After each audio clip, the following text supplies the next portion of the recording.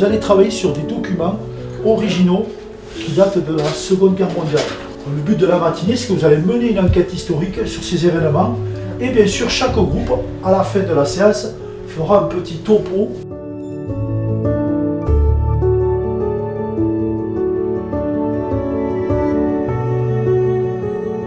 Je suis en charge du pôle valorisation, c'est-à-dire j'interviens auprès des scolaires, soit ils viennent faire des visites du bâtiment où on leur explique nos missions, ou alors lors d'ateliers pédagogiques sur un thème choisi au préalable avec le professeur d'histoire et géo.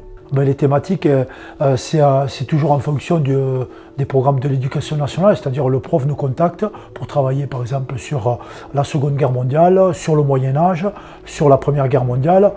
Mais aussi, des fois, le prof veut travailler sur des thématiques particulières et là, on monte un atelier de toutes pièces en cherchant d'abord les documents et on le monte avec lui sur un thème qui le tient à cœur. Par exemple, on a déjà travaillé sur les risques naturels dans les Hautes-Pyrénées.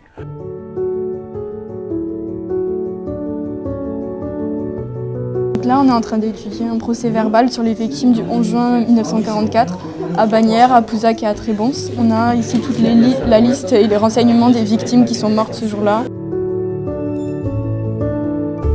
Moi, ce qui me semble important en tant que professeur d'histoire géo, c'est que nos élèves puissent incarner un peu cette histoire à travers des exemples concrets, à travers des ateliers par exemple sur la presse de l'époque, ici, et qu'ils puissent en fait avoir quelque chose qui n'est pas uniquement de seconde main, c'est-à-dire raconté, mais qui puisse un peu s'imprégner des documents ou des artefacts de l'époque, voilà, de manière à ce que l'histoire leur parle.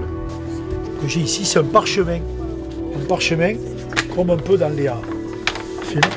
C'est très important de travailler sur des documents qui sont issus des fonds aux Pyrénéens parce que ça montre aux élèves qu'on peut faire de l'histoire avec des documents locaux et qu'on a une richesse ici au sein des archives départementales, une richesse de documents sur tous les sujets et pour montrer qu'on peut faire de l'histoire locale qui rejoint toujours les grands thèmes de l'histoire nationale voire internationale.